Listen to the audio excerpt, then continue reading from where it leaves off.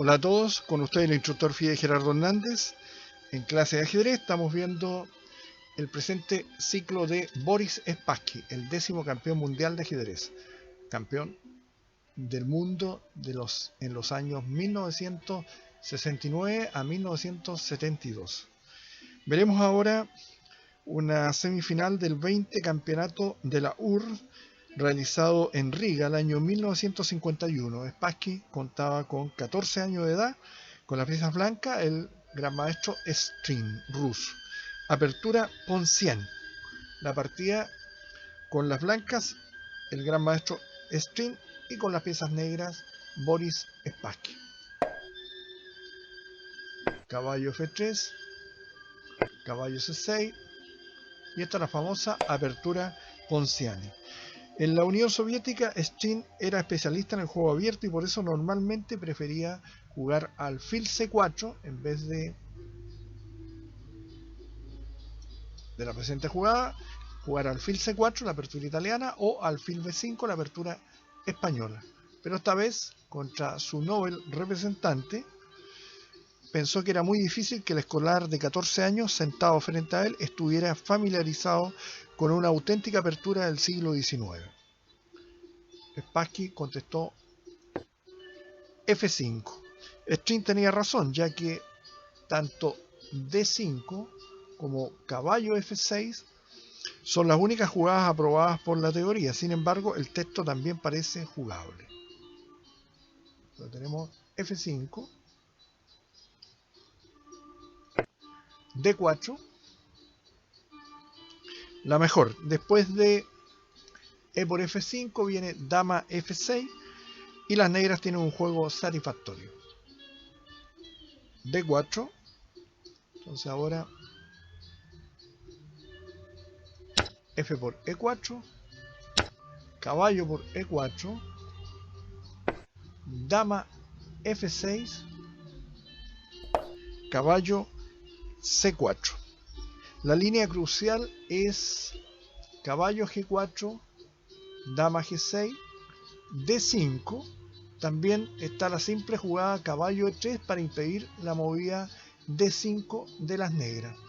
Entonces tenemos dama G6, D5, caballo D8, alfil E2, alfil C5, alfil E3 con cierta ventaja para las blancas. Entonces, pero las blancas jugaron caballo C4,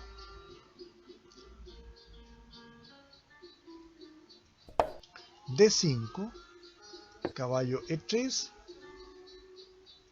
alfil E6, vigilando el peón, de D5, alfil B5, alfil D6, enroque corto. Demasiado pronto. La jugada C4 da mayores opciones a las blancas. Caballo G7, C por D5. Mencionaremos que C5 tiene alfil F4 y G3 debería ser tomado en cuenta esa línea. Entonces la otra es C por D5, enroque corto amenazando mate en F2, enroque corto, caballo por D5, caballo por D5, alfil por D5, caballo C3 con un juego razonable. Entonces tenemos enroque corto y ahora las negras aprovechan inmediatamente, ya que no hay una presión en el centro, en el punto D5, para sacar el caballo para una parte más agresiva de donde está ubicado el rey de las blancas. F3. Esto deja expuestas a las blancas a un fuerte ataque. Era mejor indudablemente C4 presionando en el centro. Al jugar F3 pensaron que iban a abrir y iban a aprovechar la mala ubicación aparente de la dama negra, pero después de la siguiente jugada son las blancas las que quedan realmente complicadas. G3, si jugaban H3 venía dama G3 con un fuerte ataque. Luego tenemos G3, alfil por G3, H por G3, dama por G3 jaque, caballo G2. Después de esto ya no se puede jugar, ¿no es cierto?, por parte de las blancas, F por E debido a caballo G4 con amenaza imparable y demás en H2. Sin embargo, tampoco es mejor, acabamos de mencionar, haber jugado rey H1 debido a enroque, caballo D2. Mencionaremos que si F por E4 venía caballo G4, dama E2, si caballo por G4, alfil por G4, dama E1, alfil F3, jaque, ganando la dama blanca, ¿no es cierto? Para evitar el mate, las blancas tienen que capturar el alfil. Entonces tenemos dama E2 y viene torre F2.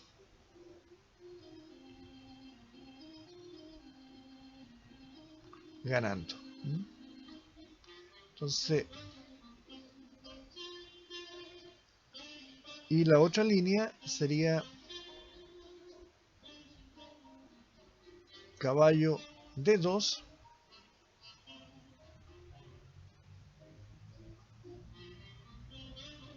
entonces se encontrarían con torre F4, caballo G2, evitando torre H4 jaque, torre A F8, alfil E2 y E3 ganando.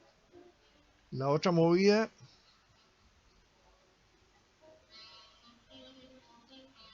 .13 negra,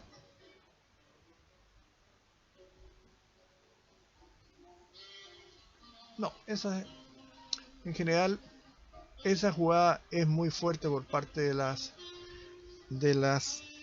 negras, las variantes principales.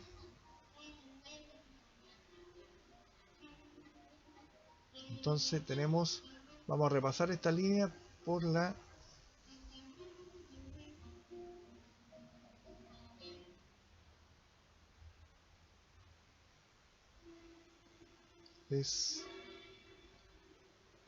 ya.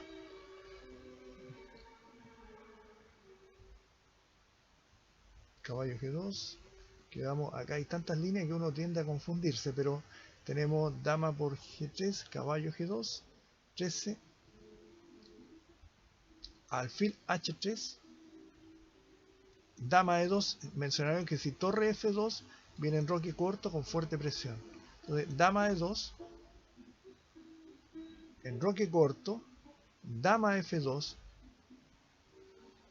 Si en vez de dama F2 se jugase alfil por H6, viene E por F3. Fuerte jugada. Dama F2, dama por G2, dama por G2, F por G2, ganando. La otra línea, en vez de dama F2, podría ser torre por F3, pero viene torre por F3, alfil D2, torre A F8, alfil E1, dama G6, caballo D2 y torre E3 ganando, con la amenaza ahí en el punto G2. Entonces,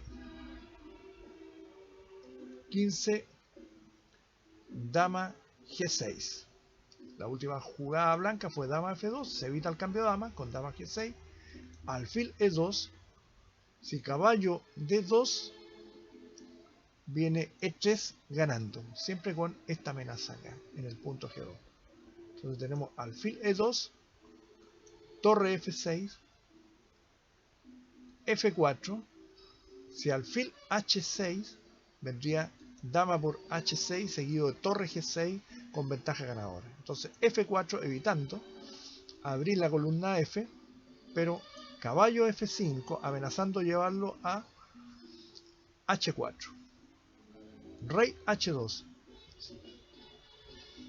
si torre D1, caballo H4, alfil F1, caballo F3 jaque, rey H1 y dama H6 ganando.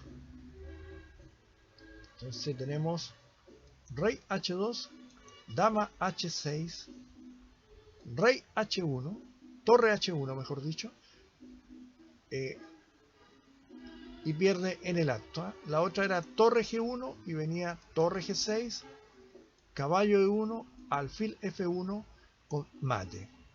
Y a torre G1 venía simplemente a rey G1, mejor dicho, torre G6 con ventaja ganadora. Pero después de dama H6, las blancas jugaron rey H1 y después de alfil por G2 jaque, las blancas abandonan. ¿Por qué? Porque la única que tienen es esta jugada. Y después de esta otra, no hay ninguna jugada que salve. Tiene que jugar esto, ¿no es cierto? Y tenemos este mortal jaque que obliga al mate. Entonces, alfil por G2, posición final, una hermosa partida de Spassky, donde apenas contaba con 14 años. Durante este torneo se llevó a cabo el primer encuentro entre Boris Spassky y Miguel Tal, pero no sobre el tablero, como dice el maestro soviético Chaplinsky. Misha Tal fue un asiduo espectador de este torneo. En esos días era notablemente inferior a Spassky. A menudo, una vez terminada la rueda, ambos jóvenes solían analizar juntos las partidas. Resultaba grato observar el tacto con que Spassky explicaba las cosas a Misha. Misha tenía 14 años, pero cumpliría 15 años el 9 de noviembre, ¿no es cierto? Misha o Miguel Tal había nacido el 9 de noviembre de 1936 y falleció el 28 de junio de 1992, jovencito. Y bueno, Boris Spassky, no nos olvidemos, está vivo, viviendo en Moscú con 84 años de edad. Muchas gracias y estaremos en breve con otra partida del genio Boris Spassky.